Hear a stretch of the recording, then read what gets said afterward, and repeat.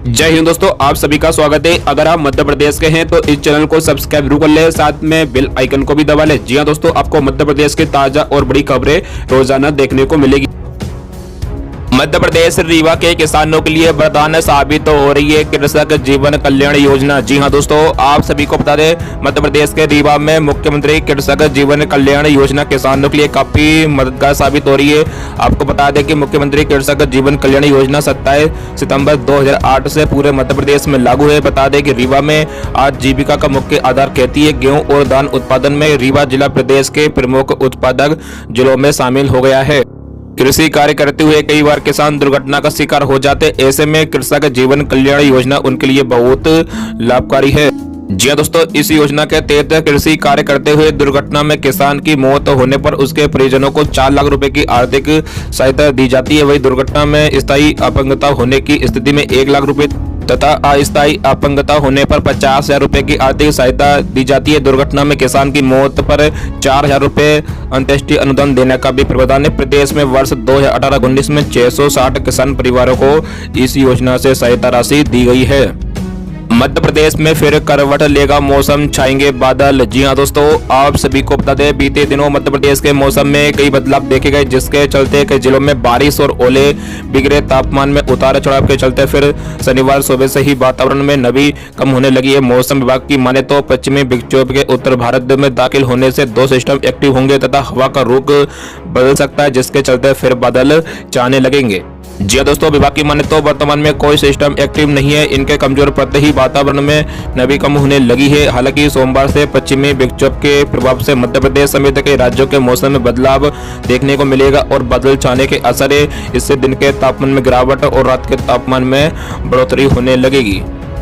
जी हां दोस्तों, भारतीय मौसम विभाग IMD के अनुसार अगले 24 घंटों के दौरान देश के पूर्वोत्तर हिस्सों समेत सिक्किम, पश्चिम बंगाल, बिहार के पूर्वी और दक्षिण पूर्वी हिस्सों, झारखंड, उड़ीसा, छत्तीसगढ़, पूर्वी और दक्षिण पूर्वी मध्य प्रदेश, मराठवाड़ा, तेलंगाना, कर्नाटक और आंध्र प्रदेश में भी कुछ स्थानों पर गरज चमक के साथ बारिश होने की संभावना है। 21 फरवरी से 25 फरवरी के बीच जो पश्चिमी विक्षोभ के सक्रिय होगा, जिसके कारण पहाड़ी इलाकों में मौसम खराब होने की संभावना है। होशंगाबाद के बाद जिले के इस गांव का नाम बदलेगा, कृषि मंत्री ने किया ऐलान। जी हां दोस्तों, आप सभी को बता दें, कल नर्मदा जयंती पर होशंगाबाद पहुंचे CM शिवराज सिंह चौहान ने होशंगाबाद का नाम नर्मदापुरम करने की आधिकारिक घोषणा की थी। इसके बाद कृषि मंत्री कमल पटेल ने भी मुख्यमंत्री के नक्शे कदम पर चलते हुए होशंगाबाद जिले के बाबरी घाट गाँव का नाम बलरामपुर करने की घोषणा कर दी है। जी हां दोस्तों, किसान कल्याण तथा कृषि विकास मंत्री कमल पटेल ने कहा कि गुलाबी के प्रत्येक चिन्हों को और गुलामी की निशानियों को बदला जाएगा। उन्होंने नर्मदा जयंती पर आयोजित समारोह में होशंगाबाद जिले का ग्राम बाबरी का नाम जनता की सार्वजनिक मांग पर बलरामपुर और बाबरी घाट का नाम बलरामपुर घाट करने की घोषणा की। कमल पटेल ने कहा कि जिन आकांक्षाओं को ध्यान में रखते हुए नामों को बदलने की आवश्यक कार्रवाई नियमानुसार की जाएगी। स्वतंत्रता के बाद वर्षों तक हमने इससे सहा है, अब और अधिक सहन करने की आवश्यकता नहीं है। जनता की मांग को पूरा करने के लिए सभी आवश्यक कदम नियमानुसार उठाए जाएंगे। नर्मदा समारोह में नर्मदा मैया की पूजा अर्चना और आरती की गई। मंत्री कमल पटेल ने नर्मदा मैया से सभी के खुशहाली की और समृद्धि की कामना की। 38,000 आरक्षक उम्मीदवारों ने कराए करेक्शन, 6 मार्च की जगह 6 अप्रैल से शुरू होगी परीक्षा। जी हां दोस्तों, आप सभी को बता दें, व्यवसायी परीक्षा मंडल की आरक्षक भर्ती परीक्षा में शामिल होने वाले 12,16,000 उम्मीदवारों में से करीब 38,000 उम्मीदवारों ने अपने एप्लीकेशन फॉर्म में सुधार किया है। फॉर्म में सुधार होने से अब वे परीक्षा में शामिल हो पाएंगे। व्यापम उन्हें त्रुटि सुधार की मंजूरी नहीं देता तो उम्मीदवार गलत जानकारी देने के कारण परीक्षाओं से बाहर हो सकते थे। व्यापम को पुलिस आरक्षक भर्ती परीक्षा 6 मार्च से लेना शुरू करनी थी, जो अब 6 अप्रैल से होगी। इसकी वजह परीक्षा में शामिल होने वाले 12,16,000 उम्मीदवारों का आवेदन करना है, क्योंकि इतनी बड़ी संख्या परीक्षा कराने के लिए व्यापम को काफी संसाधन जुटाने पड़ेंगे, जिसमें करीब 1 माह का समय लगेगा। इसलिए व्यापम ने फॉर्म में सुधार करने की तिथि में बढ़ोतरी कर 15 फरवरी की थी, जिसमें करीब 38,000 उम्मीदवारों ने अपने फॉर्म में सुधार किया था। फॉर्म में सुधार नहीं होने की दशा में गलत जानकारी देने के कारण उम्मीदवारों की परीक्षा बाद में निरस्त भी हो सकती थी। हालांकि व्यापम ने नाम, पिता का नाम और जन्म तिथि में कोई संशोधन नहीं करने दिया, जबकि शेष जानकारी में सुधार कराया गया, जिससे उम्मीदवारों को चयन प्रक्रिया में कोई परेशानी का सामना नहीं करना पड़ेगा।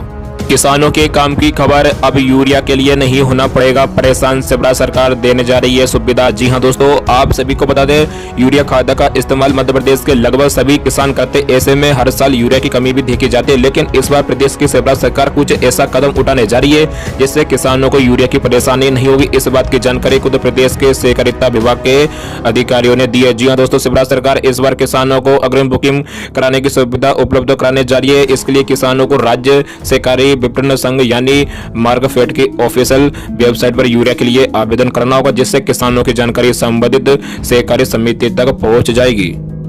एसएमएस से मिलेगी यूरिया बुकिंग की जानकारी। जी हां दोस्तों, बताते हैं संबंधित सहकारी समिति को अगर किसानों द्वारा भेजी गई जानकारी से मिलती है तो किसानों की यूरिया बुकिंग का मैसेज उनके मोबाइल नंबर भेजा जाएगा। ये शुरुआत आने वाली खरीफ की फसल के सीजन के साथ शुरू हो जाएगी। सहकारिता विभाग के अधिकारियों का कहना है कि किसानों के हित में ये पहल शुरू करने वाला मध्य प्रदेश का पहला राज्य बनने जा रहा है जो पहले से ही यूरिया की बुकिंग करेगा। जी हाँ दोस्तों, बता दें मध्य प्रदेश में हर साल किसानों को करीब 28 लाख टन यूरिया की जरूरत पड़ती है। दरअसल एक साथ सभी फसलों पर यूरिया का छिड़काव किया जाता है जिससे इसकी डिमांड ज्यादा रहती है। डिमांड ज्यादा होने की वजह से अव्यवस्था की स्थिति बनने लगती है, लेकिन इस बार ऐसा ना हो इसके लिए शिवराज सरकार अभी से अग्रिम बुकिंग की सुविधा लाने जा रही है, जहां किसान जरूरत के हिसाब से यूरिया की बुकिंग करा सकेगा। इस तरह मिलेगा फायदा। जी हां दोस्तों, बता दें दरअसल किसानों को यूरिया सहकारिता विभाग की तरफ से दिया जाता है। सहकारिता विभाग के अधिकारियों का कहना है कि मध्य प्रदेश में 4529 सहकारी समितियां मार्कफेड से ऑनलाइन तरीके से जुड़ी है। समितियों की उर्वरक की आपूर्ति मार्कफेड ही करता है, जिसकी जानकारी सहकारी समितियां ही सहकारी बैंकों को भेजती है। जी हाँ दोस्तों, ऐसे में आप किसानों को मार्कफेड की वेबसाइट पर जाकर अपनी सभी जानकारी भरनी होगी, जैसे किसान के पास कितनी जमीन है, उसने कौन सी फसल उगाई है, यूरिया किस कंपनी का चाहिए। इसके बाद मार्कफेड द्वारा संबंधित किसान द्वारा दी गई जानकारी की जांच सहकारी समिति से करवाई जाएगी।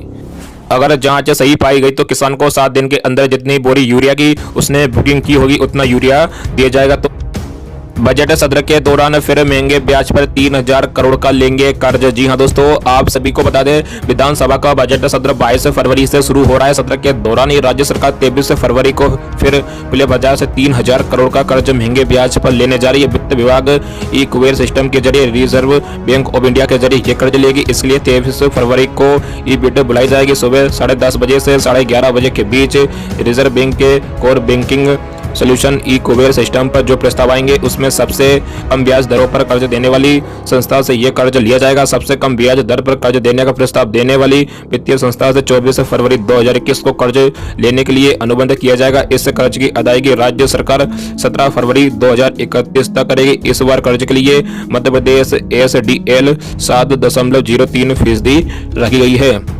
2 दर्जन से अधिक बार ले चुकी है सरकार कर्ज। जी हां दोस्तों, बताते हैं राज्य सरकार पिछले 1 साल में 2 दर्जन से अधिक किस्तों में 31,000 करोड़ का कर्ज ले चुकी है। अब फिर ये 3,000 करोड़ का कर्ज लिया जा रहा है। ये कर्ज प्रदेश में अधोसंरचना निर्माण चालू योजना के क्रियान्वयन के लिए लिया जा रहा है। किसानों की आय बढ़ाने के लिए प्रदेश में 60 करोड़ की लागत से तैयार हो रहे हैं कोल्ड स्टोरेज। जी हां दोस्तों, आप सभी को बता दें प्रधानमंत्री नरेंद्र मोदी के नेतृत्व में केंद्र सरकार और मुख्यमंत्री शिवराज सिंह चौहान के नेतृत्व की राज्य सरकार लगातार किसानों की आय बढ़ाने के लिए प्रयासरत है।